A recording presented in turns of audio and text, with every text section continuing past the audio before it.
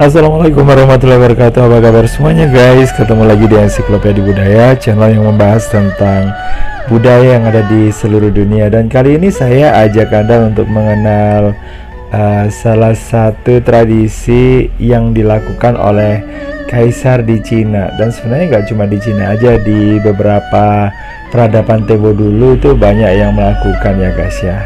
Ya, selir ya.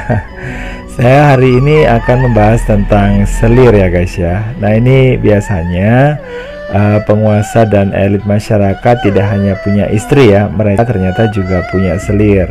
Dan selir ini tujuannya adalah untuk menghasilkan keturunan dan juga untuk memuaskan nafsu dari kaisar atau penguasa ya. Oke guys, jangan lupa ya untuk like, subscribe, komen, dan share untuk mendukung channel ini. Oke. Di peradaban Cina kuno, kaisar memiliki ribuan selir ya guys ya. Dalam prakteknya, selir ini memiliki catatan yang unik ya. Selir diberi peringkat menurut kesukaan sang kaisar ya. Selir ini bisa menjadi semacam istri yang utama atau mungkin yang paling bawah kayak gitu. Bahkan ada juga loh ya selir yang sama sekali tidak pernah bertemu dengan kaisar.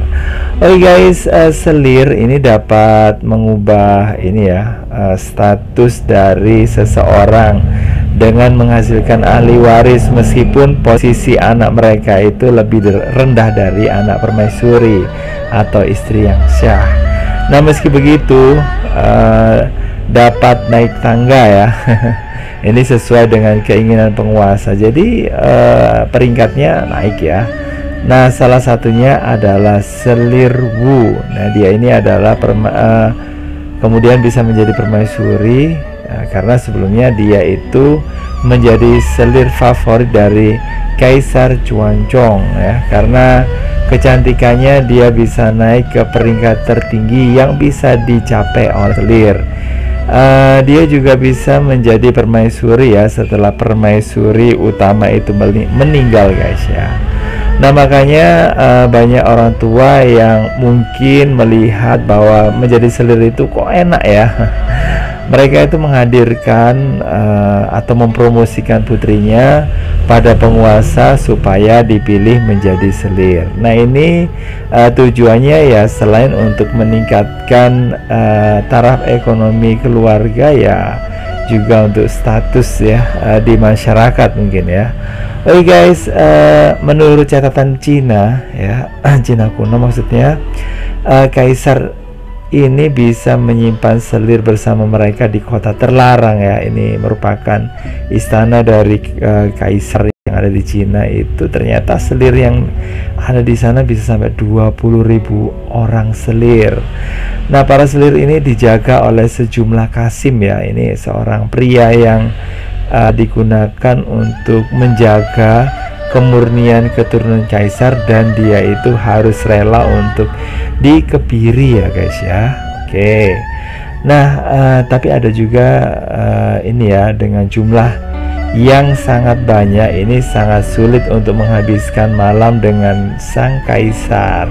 Jadi para selir itu akan bersaing satu dengan yang lainnya ya. Dan tidak hanya itu aja guys ya.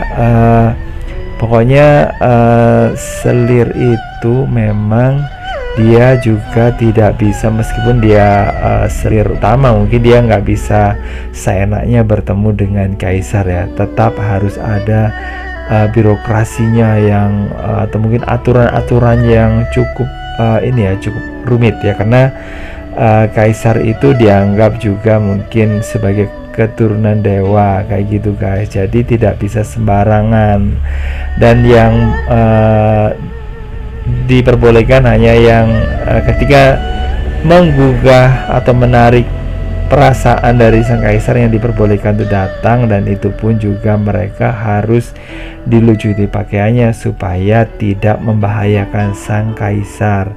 Kemudian dia digantikan dengan baju yang lainnya. Jadi siapa orang yang menggantikan ya para kasim itu atau pria. Tapi pria ini sama ya, dia dikebiri supaya menjaga ini ya, kemurnian dari keturunan kaisar, karena kaisar seperti yang saya katakan merupakan ya bisa dikatakan sebagai keturunan dewa gitu guys ya. Terus kemudian selir ini ternyata punya banyak aturan. Salah satunya adalah selir tidak boleh berkomunikasi dengan dunia luar ya guys ya. Makanya sangat sulit untuk menjadi selir.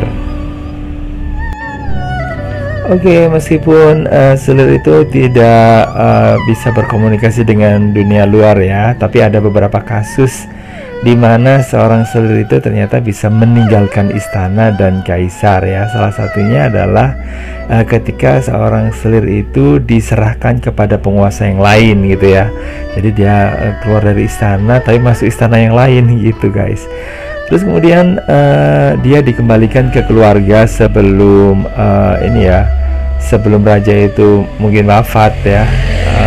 Mungkin karena sudah nggak diminati sama raja ya, nah dia akhirnya dikembalikan lagi ke keluarganya dengan uang pensiun yang layak.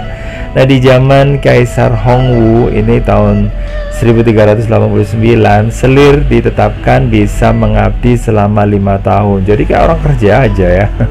Sesudahnya dia bisa hidup normal, menikah dan membangun keluarga yang normal ya, bersama di masyarakat. Kalau sebelumnya bersama dengan kaisar sebagai mungkin semacam istri simpanan ya, tapi sekarang dia bisa bebas ya.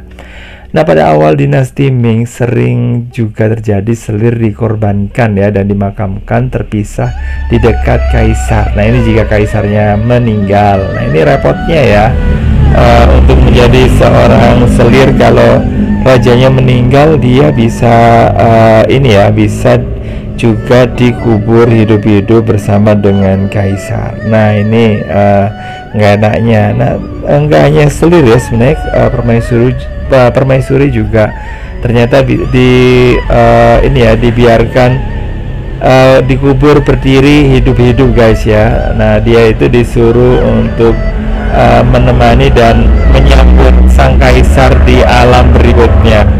Jadi ini benar-benar sangat gila.